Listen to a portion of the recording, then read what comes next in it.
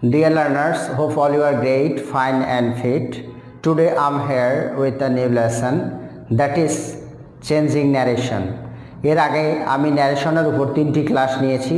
আজকে narration চেঞ্জিংয়ের 4র্থ class, অর্থাৎ আজকে আমি ডিরেক্ট থেকে ইনডিরেক্ট ন্যারেশন পরিবর্তন করাবো অ্যাসার্টিভ সেন্টেন্সের উপর।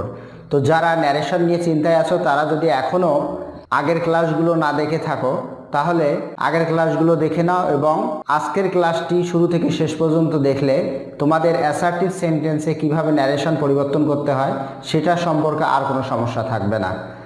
Actually narration sense is very easy and simple. It's nothing but a piece of cake. So let's enjoy the class.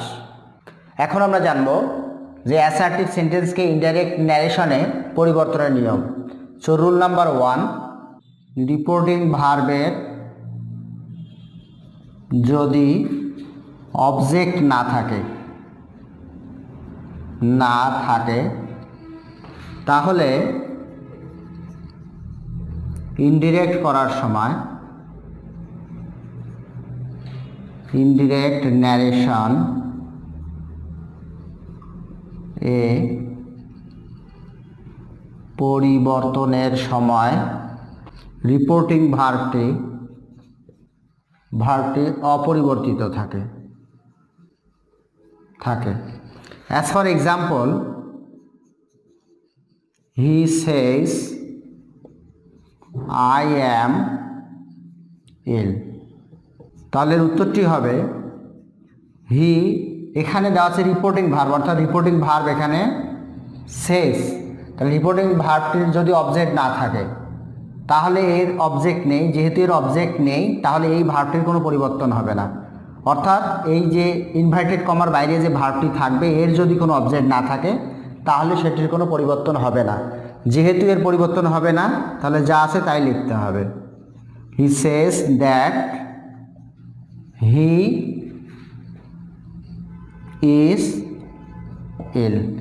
এখানে আরেকটি নিয়ম আছে যে রিপোর্টেড স্পিচের সাবজেক্ট হলো ফার্স্ট পারসন, তাহলে ফার্স্ট পারসন হলে রিপোর্টিং ভার্বের সাবজেক্টকে ফলো করে। তাহলে এখানে সাবজেক্ট হলো হি, থার্ড পারসন, এই জন্য এটা পরিবর্তিত হয়ে এখানে হি হয়ে গেছে।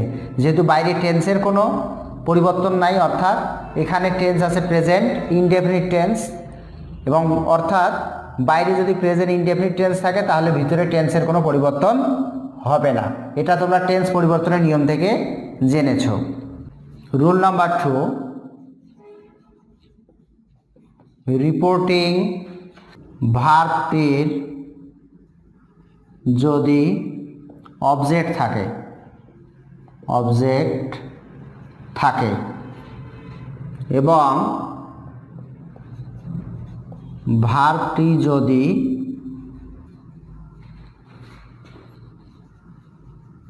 সে বা সেইড হয় তবে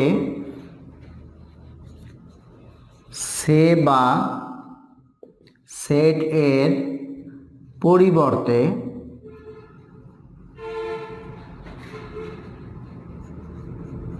টেল অথবা টোল্ড টেন্স অনুযায়ী বসাতে হবে।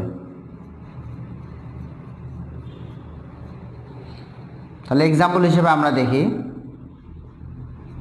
হি সেড টু মি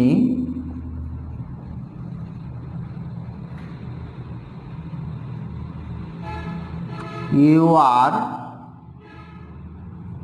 বিজি। তাহলে এখানে লক্ষ্য করো যে এখানে দেওয়া আছে সেড এবং এরপরে আছে অবজেক্ট।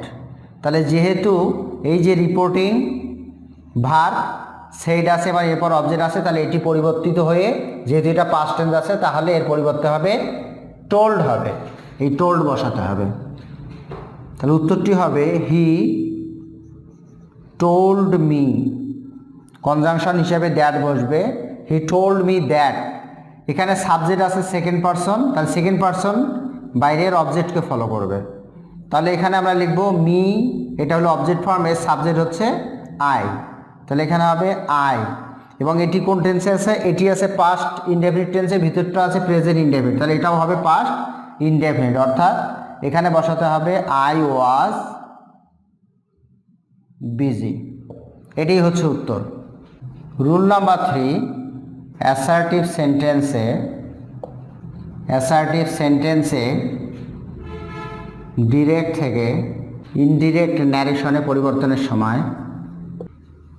পরিবর্তনের সময় কনজাংশন হিসাবে দ্যাট বসে। As for example,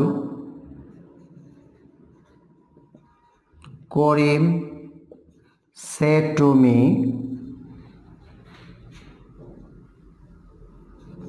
I have done the work. তাহলে উত্তরটি হবে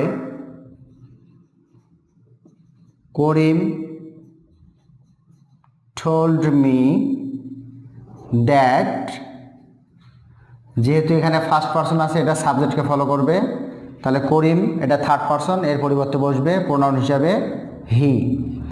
এটি আছে পাস্ট ইনডেফিনিট এবং এটা আছে প্রেজেন্ট পারফেক্ট টেন্সে, তাহলে হবে পাস্ট পারফেক্ট। তাহলে উত্তরটি হচ্ছে হি।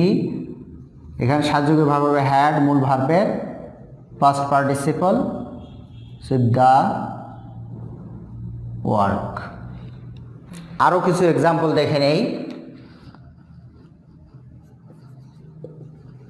যেমন Rimu said to me,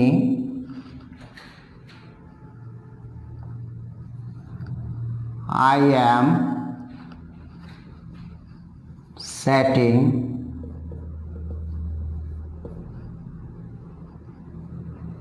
in the Facebook.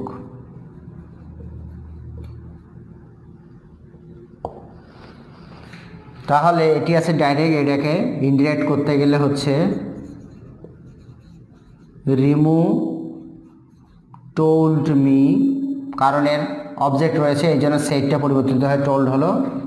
Inverted comma উঠে গিয়ে হবে দ্যাট, যেহেতু এটা ফার্স্ট পারসন সাবজেক্টকে ফলো করবে, তাহলে রিমু হলো মেয়ে, এই জন্য এখানে হবে শি।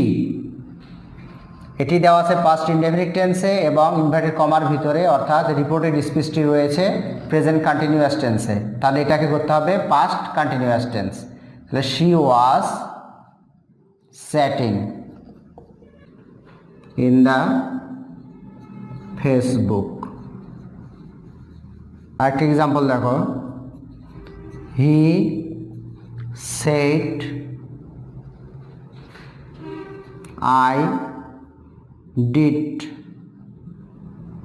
the work yesterday. তাহলে এর উত্তরটি হবে হি, যেহেতু এর অবজেক্ট নেই তাহলে এই রিপোর্টিং ভার্বটি অপরিবর্তিত থাকবে। তাহলে he said that, first person যেহেতু, তাহলে হিকে ফলো করতেছে, তাহলে হি।